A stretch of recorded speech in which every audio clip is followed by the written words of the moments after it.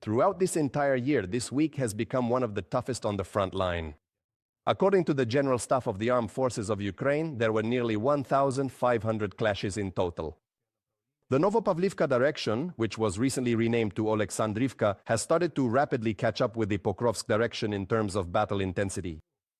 We will tell you which other sections of the front the Russian army has become more active on, and what is forcing Russian generals to change their tactics. They tried to break through the Ukrainian defenses and ended up without any armored vehicles. Ukrainian border guards have published a video of yet another unsuccessful Russian assault in the direction of Kostiantynivka in the Donetsk region. Russian troops, under the cover of rain, attacked the city with heavy armored vehicles, but despite the bad weather, Ukrainian pilots were able to accurately strike enemy targets with FPV drones. They turned 4 tanks, the same number of IFVs, and about a dozen other enemy combat vehicles into scrap metal. Critics say that it is not Nastia who is forcing the Russians to switch to armored vehicles, which they have been protecting all summer.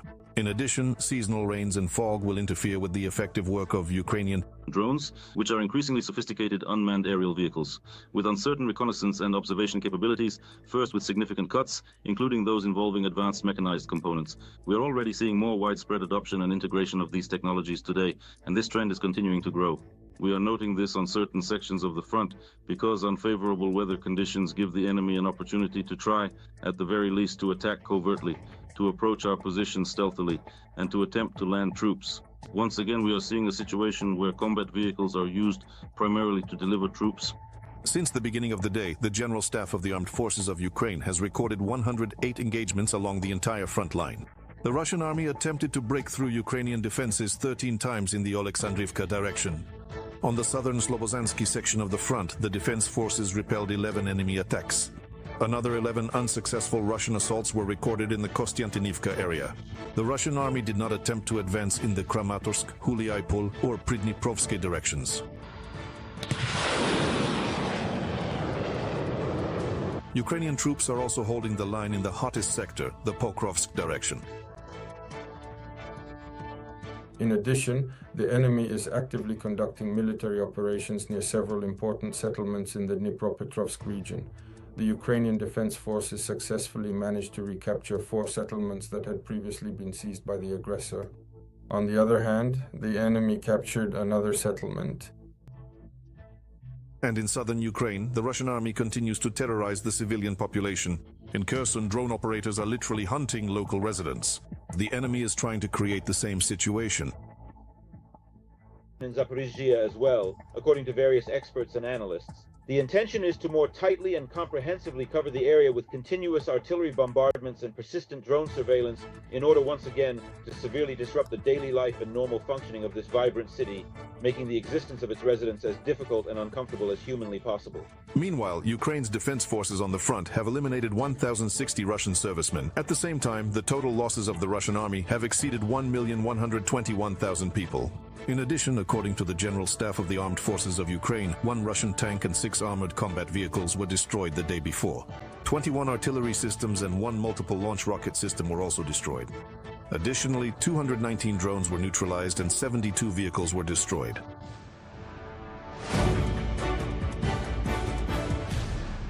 Ukraine and the United Kingdom are expanding their defense cooperation. This was announced by Defense Minister Denis Shmyhal. He clarified that the parties agreed to create a working group that will coordinate cooperation. An agreement was also reached on joint production of artillery. The goal is to jointly prepare and modernize the armed forces to strengthen the defense capabilities of both countries, Denis Shmyhal wrote on Telegram. Belgium will receive the first 4 F-35 military aircraft ordered from the United States as early as the beginning of next week. After that, Brussels will be able to transfer its F-16s to Kyiv. This was reported by the Belgian Ministry of Defense. Let me remind you, Belgium ordered 34 next-generation fighter jets back in 2018. The contract is worth more than $4 billion. Deliveries were supposed to begin at the end of 2023, but they were postponed. Therefore, Belgium has also postponed the timeline for transferring 30 decommissioned F-16s to Ukraine. According to the American media outlet Axios, a separate topic of conversation between Volodymyr Zelensky and Donald Trump was the transfer of long-range Tomahawk missiles to Kyiv. As informed sources told the story, Ukraine will not be given the capability to strike deep inside Russia, including Moscow. However, it is not stated that the decision to transfer long-range missiles has already been made. The Kremlin has no way to respond adequately to the supply of Tomahawks to Ukraine, according to the information and consulting company Defense Express. Analysts are convinced that Moscow will have to come to terms with this, just as it did with Finland and Sweden joining NATO. The only thing Russia is capable of is disinformation operations. Andriy Dmitrenko will tell you more about how the Kremlin is reacting to the supply of missiles to Kyiv. Kyiv welcomes Washington's decision to provide long-range Tomahawk missiles, said the spokesperson for Ukraine's Ministry of Foreign Affairs, Georgy Takai. He emphasized that this decision is a significant breakthrough by the current U.S. administration. The Tomahawks are needed by Ukraine not as a weapon of intimidation. They will serve specific purposes in countering the aggressor, the Ministry of Foreign Affairs noted. These missiles are truly unique, they are powerful, and they would allow Ukraine to accomplish a number of very important things, in particular to deprive Russia of the tools of terror that they used to terrorize Ukraine, and by the way are now beginning to use to terrorize Europe as well. That is why these missiles are so important for Ukraine. It's not just a fetish, something we want just for the name. This is about their very practical use in the war, to stop the aggression. The Kremlin reacted very sharply to the news about the supply of Tomahawks. Putin stated that the aggressor country will increase its air defense systems. He also threatened that Moscow would withdraw from the New START treaty on the elimination of strategic offensive arms. On October 8th, the State Duma already voted to denounce the agreement on the disposal of plutonium, which is used in nuclear weapons. The Kremlin is using escalation to dissuade the U.S. from supplying Tomahawks to Ukraine, according to the Institute for the Study of War. The Kremlin is supporting various multilateral informational efforts to prevent the U.S. from selling Tomahawk missiles to Ukraine. Russia's withdrawal from the plutonium disposal agreement is likely aimed at strengthening the Kremlin's attempts to portray U.S.-Russian relations as entering a dangerous phase and to divert U.S. attention from Ukraine to bilateral relations and arms control negotiations, according to the Institute for the Study of War. The main goal of the Kremlin's escalation is to buy time and prevent new measures from the U.S., says Mikhailo Podolyak, advisor and head of the Office of the President of Ukraine. According to him, Russia's policy is inconsistent. It can range from threats to promises of cooperation. In this way, Putin wants to divert the attention of the US from Ukraine and Europe. For Putin, this strategy is the only possible one regarding the US. He will lie all the time, of course. He will constantly promise something and not follow through. Naturally, he will send various individuals, doubles like that same Dmitrenko, who will talk about some projects, about the possibility of processing rare earth metals, about returning to global energy markets through American intermediaries and so on. In other words, they will keep selling this illusion for a long time, trying to buy time. Let me emphasize again, for them, the passivity of the US is important. The US should not fall for Kremlin provocations, but instead build up its strength to stand against them, stated the US permanent representative to NATO, Matty Whitaker. He noted that right now on the battlefield, the Russian army is demonstrating ineffectiveness and incompetence. This is what drives the Kremlin to pursue a more aggressive policy. Of course, you could describe them as a gas station with nuclear weapons, but no matter what they are, we have to be prepared. But we must make sure that we are strong, so that they never dare to challenge us. Not only based on what we've already seen from them, but also because we can wage this war in a completely different way. In addition to military means, the US can also resort to financial pressure on Russia. On September 20th, a group of bipartisan American senators introduced a bill that requires Washington to transfer frozen Russian assets in the US to Kyiv every 90 days. As of now, about $5 billion belonging to the aggressor country are held in American accounts. For the third year in a row, the Ukrainian sky has been a space of technological confrontation. Drones have become the eyes, the weapon, and even the symbol of the armed forces of Ukraine. Ukraine is rapidly turning into one of the world's leading countries in the development of unmanned technologies, both in combat and in production. More on this in our report. Ukraine is forming a new ecosystem of unmanned technologies. According to the Minister of Digital Transformation, this market is growing rapidly. Dozens of manufacturers, private schools, and training centers are emerging. We are turning to the Defense Technology Valley. This is essentially about a new profession for our country, about how we will be useful to the world after the war ends, about how we will increase our GDP, and which sector we will continue to develop. In specialized units, working with drones has become a regular practice. One such separate detachment is the Lasers Group. Their tasks are reconnaissance, surveillance, and precision strikes. During Each flight, the pilot draws conclusions. He analyzes how the battlefield is changing, what technologies, for example jamming, the enemy is using, and what tactics they employ. And on the next flight, the pilot does things differently. This allows us to carry out such large-scale operations, achieve significant successes, and destroy equipment in such large numbers. In some units, drones have become the main tactical weapon. For example, the Rorok regiment not only uses drones but also develops strategies for their deployment. We are not used to... Talking about our work, we are used to showing it through our actions. For us, efficiency is the top priority. If we set ourselves the goal of eliminating a certain number of enemy personnel, we achieve it. For us, that's the highest praise and the greatest achievement. Operating drones requires training. Training takes from a few days to several weeks, depending on the type of device. Courses are held in many units, including the 3rd Assault Brigade. Currently, the Academy has about 4,000 students, whom we have graduated in just over a year, and of these, 30% have already joined the defense forces, and 30% have already been involved in the armed forces of Ukraine to change their specialization. The Academy offers courses on ground robotic systems, wings, FPV drones, piloting, and engineering. Training courses on piloting drones include both theory and practice, from setting up the device to flight missions in real conditions. At the school, both theoretical classes and flights on simulators and at an open training ground are conducted under the supervision of experienced instructors. It takes about the same amount of time for a group with no prior experience as it does for those who already have some experience. The only difference is that as instructors we have to find an approach to someone who, for example, has no prior experience. That is our main task. According to the Ministry of Digital Transformation, there are already hundreds of UAV training schools, dozens of manufacturers, and thousands of operators working in Ukraine. The production of unmanned systems in Ukraine has increased 100-fold, and now Kyiv is ready to share its experience with European countries. In particular, training has begun in Denmark, with Ukrainian specialists participating in countering strike UAVs. Poland is also receiving support from Ukraine in training military personnel and engineers in countering drones. In addition, Ukraine and Norway are launching a program with a budget of 20 million euros to develop Ukrainian and Norwegian defense technologies.